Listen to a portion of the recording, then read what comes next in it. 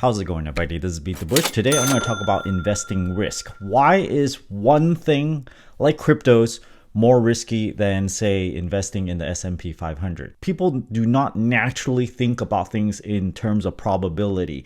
This is a mathematical concept, and well, you have to be good at math in order to understand this. This video is brought to you by Moomoo, the commission-free trading app. You can get up to 15 free shares with qualified deposits and a 5.1% APY on uninvested cash as long as you deposit more than $500. Check out my affiliate link down in the video description below. Hold on, I have to draw a graph for this to properly explain it. I was coaching this one person and they had all their investable cash in cryptos. I think some people think that they should put all their money in crypto because they see on the news, oh, so-and-so put all their money into Bitcoin, and during the great times of Bitcoin, they saw them become millionaires very easily and they gained a lot of cash. That is taking one single instance and say, hey, that's going to happen to me. So that's the logic of it. They see something very good happen in investing in crypto, so they want to do the same. And the theory goes, okay, maybe if I just hold long enough, it's going to double or triple in value and,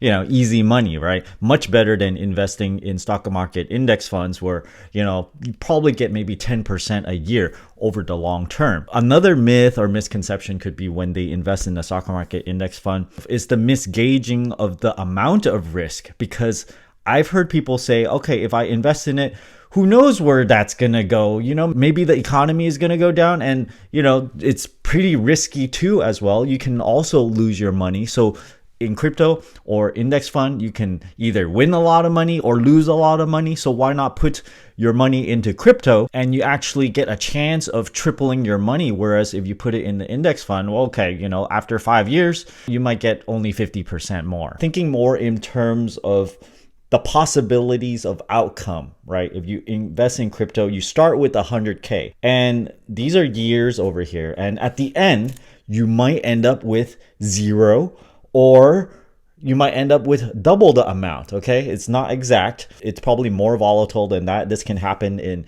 just a few months, but we want to talk about risk here. Crypto is risky in that you can either gain a lot or lose a lot. So that's why this band is the possibility of outcomes. Over here, 5 years later, you could end up with nothing, or you can end up with a lot of money. In terms of planning out your life, do you want this range of possibilities here? Do you want to either be a homeless person or do you want to be a millionaire? You flip a coin. You don't really know. Now let's see what it looks like if you invest in a stock market index fund. It'll look something more like this. There's a more narrow band of possible losses or possible gains. If you study the S&P 500 long enough, you'll know that if you hold it long enough, you'll most likely gain rather than lose any money at all. Even if you invest at all-time highs, if you wait long enough, most likely you're going to earn more money than what you started with. And the argument is the companies are not just going to go away. They're always earning money. So the only reason you will lose money in the long term is if the companies go away, cease to earn profits.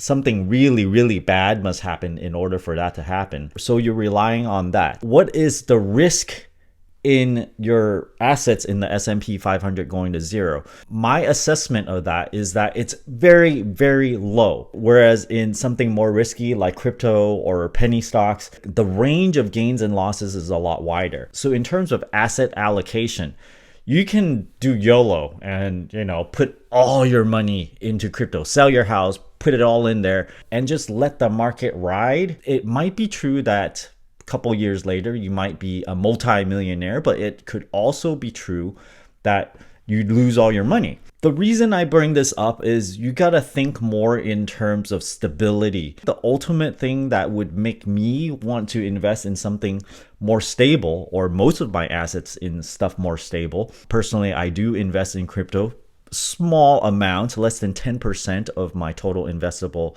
assets. And you want to think of it more in terms of down the line, do you want to have a stable base? You don't want to lose your shirt investing in crypto. So you want to do it in such a way that no matter what happens, you're going to end up with, I don't know, at least $50,000. So even if crypto goes to zero, you're going to have at least 50K in the bank, something to live on at least. And for me personally, I like to have a huge nest egg. I like to guarantee my retirement. Therefore, I don't want to invest in things that's so risky. Risk is the range of possibilities that can happen. The lower the risk, the more certain you are, and the smaller the band of possibilities. So how do you assess this risk when you look at something?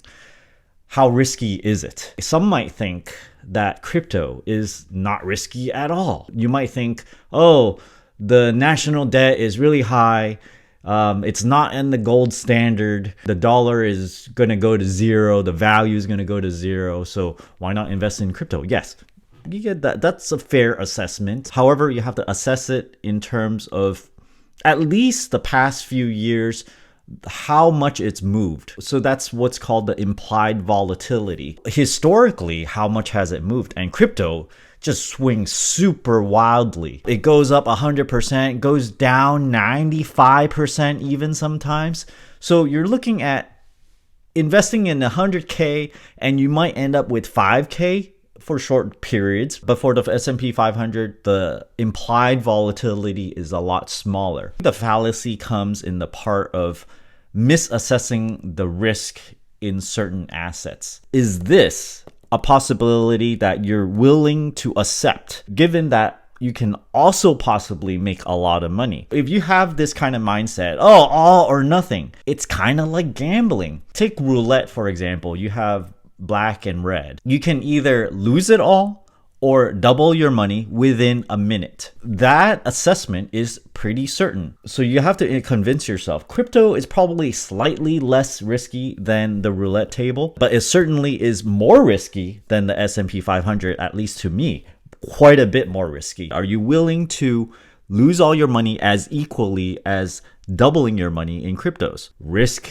is not appreciated enough and not applied properly enough for different asset classes. I hope this video helps you guys out. Thanks for watching. Don't forget to give me a like, subscribe for more.